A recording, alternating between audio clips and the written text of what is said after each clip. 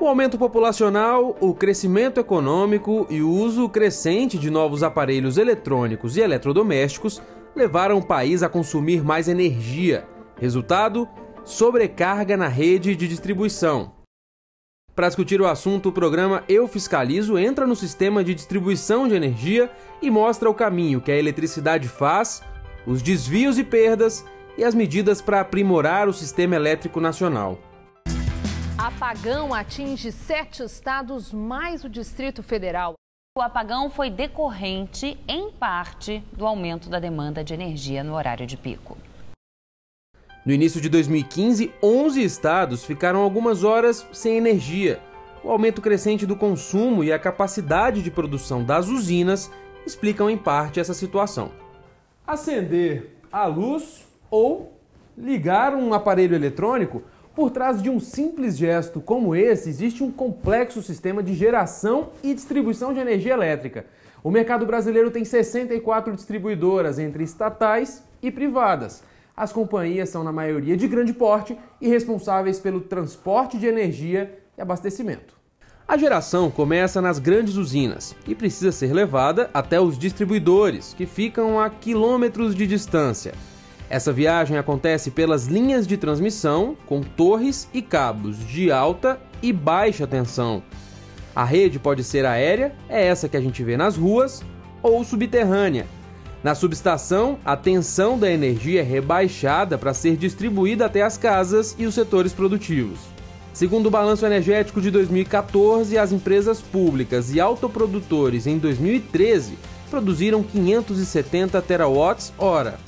As distribuidoras estatais responderam por 84,9% do total produzido. Essa distribuição ela é feita através dos alimentadores de distribuição, que são os circuitos que a gente vê hoje nas cidades, através dos postes, das redes que percorrem as nossas cidades, que por sua vez chegam na casa dos consumidores. Operar toda essa estrutura não é simples. As longas distâncias, a manutenção dos equipamentos e a imprevisibilidade do tempo dificultam a eficiência do setor. Auditorias do TCU mostram que em 2010 a perda total no país foi de 13,2% da energia injetada, 452 terawatts-hora, sendo 7,5% de perdas técnicas e o restante furto. Ao comparar o sistema brasileiro com outros países, essa proporção é mais do que o dobro. No Chile, por exemplo, as perdas ficam em 6% e na Europa em 7%. Segundo a Associação Brasileira de Distribuidores de Energia, quando se analisa o volume de energia que é dissipado e mais o montante da carga brasileira, essa perda seria suficiente para abastecer o estado do Paraná por um ano. As perdas técnicas, elas são inerentes do sistema elétrico. Os postes têm os fios esquentam. Esse é um fenômeno, é uma lei física. Dados do Centro de Gestão e Estudos Estratégicos do Ministério de Ciência, Tecnologia e Inovação também constatam essa perda de energia. 15 de cada 100 kW de energia elétrica produzida no Brasil se perdem entre a geração e o consumo. A Associação Brasileira de Distribuidores de Energia Elétrica estima que o desvio de energia da rede, o conhecido gato, causa um prejuízo de mais de 8 bilhões de reais por ano. Para combater o furto de energia e detectar faltas, o setor está investindo em novas tecnologias. Esse controle das perdas comerciais, fica a cargo das distribuidoras. Quando o leiturista vai verificar a leitura, vai verificar se o medidor não foi violado e principalmente fazer um acompanhamento com novas tecnologias, um acompanhamento eletrônico. As empresas estão investindo em 3 vertentes para redução de perdas, basicamente. Na vertente tecnológica é a implantação de medidores eletrônicos, de sistemas eletrônicos que nós chamamos de medidores inteligentes. Em 2011, nós iniciamos um projeto de pesquisa para fazer um plano nacional de implantação de redes inteligentes no Brasil. Para que o prejuízo com as perdas não recaia só sobre o consumidor, as distribuidoras são obrigadas por lei a aplicar por ano 0,5% da receita operacional líquida no combate ao desperdício de energia. Em Minas, a Companhia Energética do Estado tem atuado de maneira diversificada para reduzir o desperdício. No caso dos gatos, começou por inspeções nas casas suspeitas de ligações irregulares na rede elétrica e tem feito campanhas de conscientização junto à comunidade. Para fiscalizar o grande consumidor, a CEMIG criou o Centro Integrado de Medição em 2012, que permite o monitoramento à distância. O monitoramento hoje abrange 95% dos grandes consumidores. A economia nos últimos 5 anos, na recuperação de energia não medida e fraudes, alcançou 140 milhões de reais. Nesses clientes, você tem que criar, instalar medidores inteligentes e sistemas de transmissão de dados via satélite ou via tecnologia de telefone celular, que seria o GPRS, é um chip normal de qualquer celular, onde esses dados da medição são transmitidas via o celular para o centro de medição. Qualquer intervenção que alguém faça nesses clientes lá nas suas unidades consumidoras, a gente recebe todos os alarmes informando o que foi tido a intervenção lá no local. A comercialização de energia no Brasil se dá de 2 formas, num ambiente de contratação regulada e em outro de contratação livre. 2 diferenças básicas. A contratação no mercado livre é direta entre compradores e vendedores, e o preço é negociado. No regulado, a compra é por meio de leilões com fiscalização da ANEEL e o valor estabelecido, sempre pelo menor preço. Os leilões de ajuste servem para complementar a oferta de energia das distribuidoras, até o limite de 1% dessa carga, com prazo de suprimento de até 2 anos. Olha, o modelo de leilões, ele trouxe algumas vantagens. Ele viabilizou a segurança energética, as distribuidoras são obrigadas a contratar 100% da energia do seu mercado em leilões regulados, e ele promove a modicidade tarifária na medida em que há uma competição entre os geradores e isso favorece a modicidade tarifária. A seguir, você confere como a distribuição de energia e as perdas entram na sua conta de luz, quais tributos e encargos que participam do cálculo e para onde vai o dinheiro arrecadado.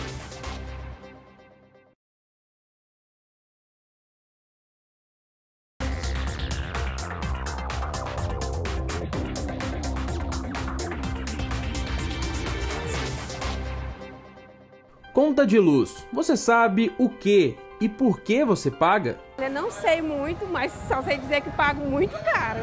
Eu acho que é muito imposto, né? E sobrecarrega muito a conta de energia, né? Posto de luz até meio-dia aceso e sai do bolso dos contribuintes, né? Que é a gente que tá pagando aquilo ali. Tem imposto, taxa de iluminação pública, a tarifa que cada um de nós paga pelo uso de energia, a conta de luz, é fixada pela ANEEL, que repassa ao consumidor o custo com geração, transmissão e distribuição. Tem ainda os encargos setoriais, que são direcionados ao custeio de políticas públicas, e os tributos. Assim, a tarifa busca garantir o abastecimento contínuo e paga o custo operacional do sistema elétrico. Os recursos servem ainda para custear a tarifa social e contribuir com o futuro da energia, investindo em pesquisas. É o caso da conta de desenvolvimento energético, da taxa de fiscalização de serviços de energia elétrica e da pesquisa, desenvolvimento e eficiência energética.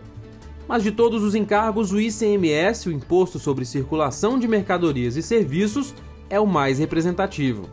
Quem analisa a conta descobre que o valor do ICMS acaba sendo superior à porcentagem fixada. Isso porque o imposto não é calculado só com base no valor da tarifa que remunera o fornecimento. O percentual é aplicado também sobre o valor do imposto. É a chamada cobrança por dentro. Por exemplo, em uma área de concessão com alíquota de ICMS de 25%, a cobrança por dentro acaba elevando seu impacto para 33%. Assim, em uma conta de R$ 100, se o imposto fosse aplicado diretamente, o valor subiria para R$ 125. Mas como o imposto está embutido, o valor passa para R$ 133. Nós olhamos as regras de tarifa, olhamos os aspectos tributários sobre a conta de luz, que continua sendo absolutamente perverso aqui no Brasil. Se tributa exageradamente a conta de luz, quase metade da conta de luz é de tributos e encargos, né? Reduzir o ICMS sobre a conta de luz, que é uma coisa que tem que se fazer, né? O ICMS, o setor elétrico, as contas de luz somadas no Brasil representam cerca de 3% do PIB brasileiro, né? O ICMS cobrado na conta de luz representa 8,4% do ICMS brasileiro, ou seja, usa-se o setor elétrico, a conta de luz do consumidor, para arrecadar imposto perversamente. Recentemente, muitas leis foram sancionadas e medidas provisórias editadas para organizar o setor, algumas com impacto direto no valor final da tarifa.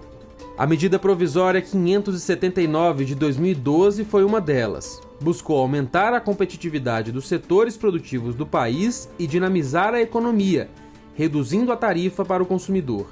Isso foi feito a partir da redução de encargos pagos pelo setor elétrico e também por meio de aportes diretos do Tesouro Nacional. A MP também antecipou a renovação das concessões de energia que iriam vencer de 2015 a 2017. Mas nem todas as companhias aderiram e parte da energia necessária para o abastecimento começou a ser vendida no mercado de curto prazo, que atende demandas mais imediatas e a um preço bem mais alto.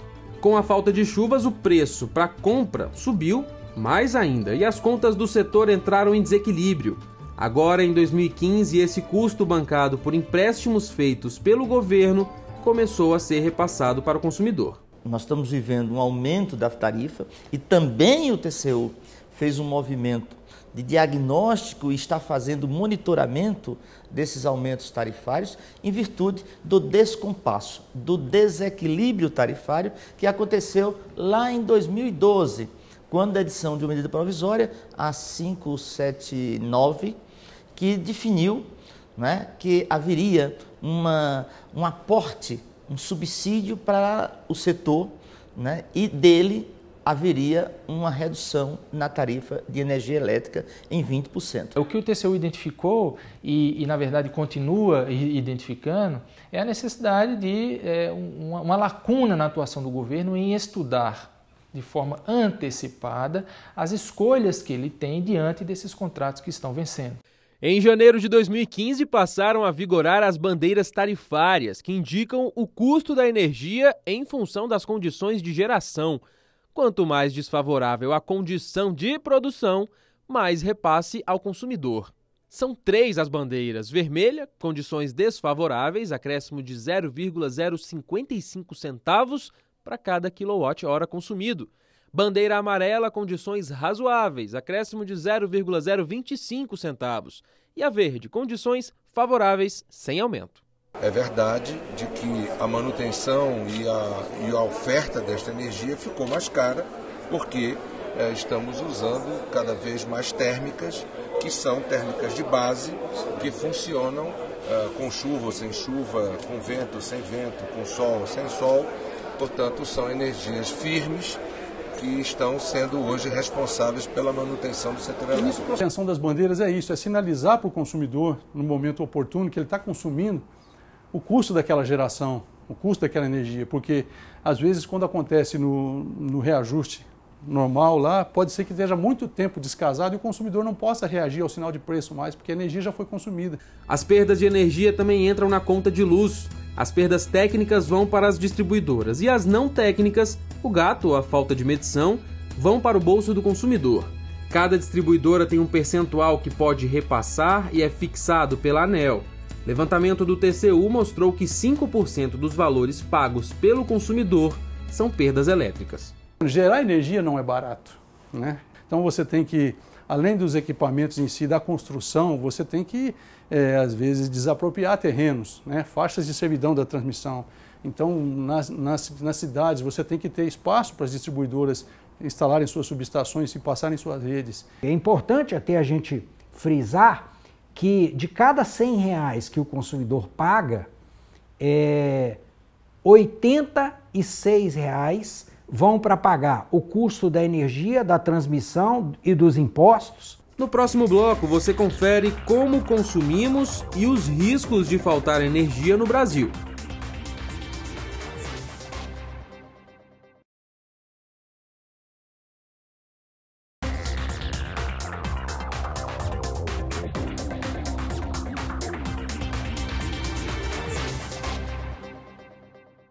A luz elétrica está presente em 97,8% dos domicílios brasileiros. Nas áreas urbanas, este percentual chega a 99,1%, segundo o censo de 2010 do Instituto Brasileiro de Geografia e Estatística. Somos mais de 200 milhões de habitantes no Brasil. Todo dia, luzes são acesas, rádio, TV, eletrodomésticos, máquinas de lavar, secar e computadores são ligados. Usamos elevadores, escadas rolantes, ar-condicionado ou aquecedores. Haja energia para tanto consumo. Muito tem se falado sobre o aumento do consumo, que, aliado a outros fatores, estaria por trás do desequilíbrio entre a oferta e a demanda. Segundo o Balanço Energético Nacional 2014, base 2013, o crescimento da energia disponibilizada foi de 4,5%, superior ao aumento do consumo, que ficou em 2,9%. Os setores de produção, indústria, transporte de carga e mobilidade das pessoas consumiram 66% da eletricidade, enquanto o consumo residencial ficou em 9,1%. Nós temos uma oferta que se expandiu muito mais rápido que o consumo. Para você ter uma ideia, entre 96 e 2001, o consumo cresceu 7% acima da capacidade instalada das usinas. Enquanto entre 2001 e 2013, o crescimento da capacidade instalada de usinas cresceu 43% acima do crescimento do consumo. Segundo o Tribunal de Contas da União, além do desequilíbrio financeiro, existem dois problemas que podem colocar em risco a segurança do setor energético. Um é a capacidade de geração das usinas já existentes. São valores que foram calculados há muito tempo atrás e hoje essas usinas já não conseguem gerar o tanto que se espera que elas gerem. E isso gera uma distorção no planejamento do setor. E outro, a disponibilidade das novas usinas, fundamental para escoar a carga gerada. O que nós sentimos hoje de falta de oferta de energia para atender a nossa demanda é basicamente decorrente da não entrega de empreendimentos que já foram licitados, que já foram concedidos e não estão prontos. Ou estão prontos, mas não conseguem entregar energia porque falta um outro empreendimento que é fundamental para escoar aquela carga gerada. Esses fatores, aliados a reservatórios em baixa, chuvas insuficientes para recompor os estoques e sistema de termoelétricas, usado a todo vapor, são as principais causas de um possível desabastecimento, caso não haja correções. Para entender melhor a questão é preciso fazer algumas distinções. Racionamento, apagão, blackout.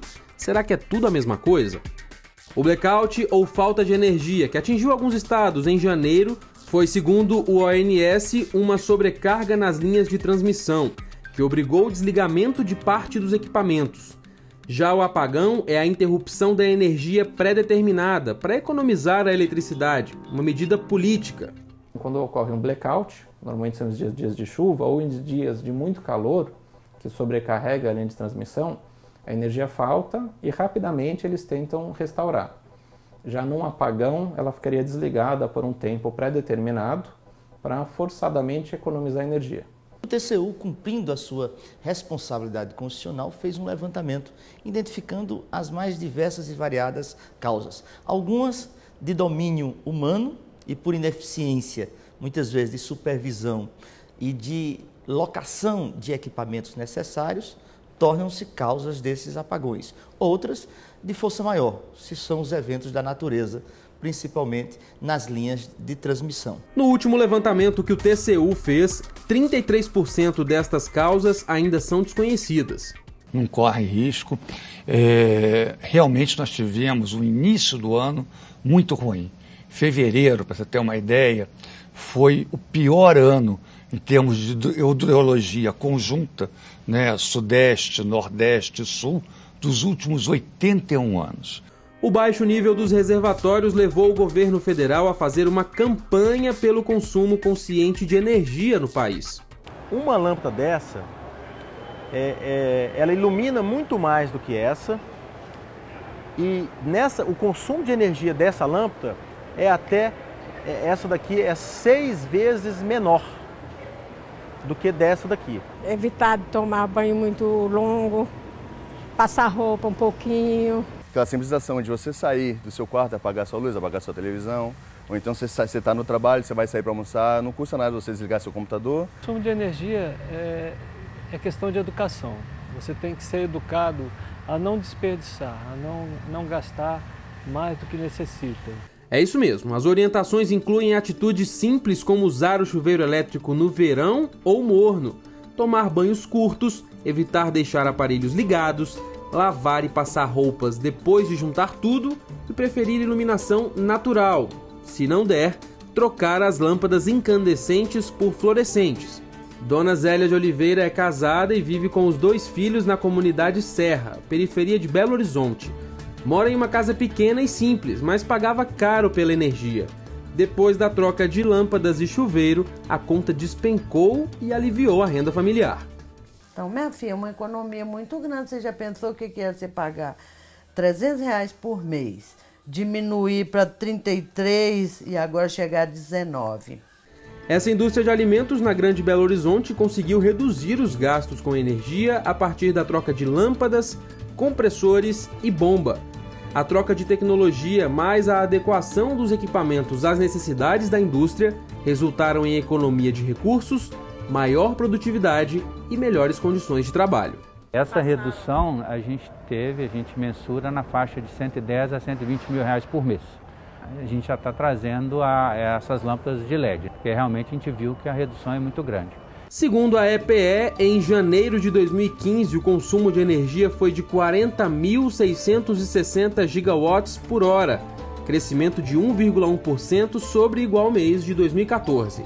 O setor residencial liderou a expansão com um avanço de 6,1% e o consumo industrial recuou 4,7% em 12 meses.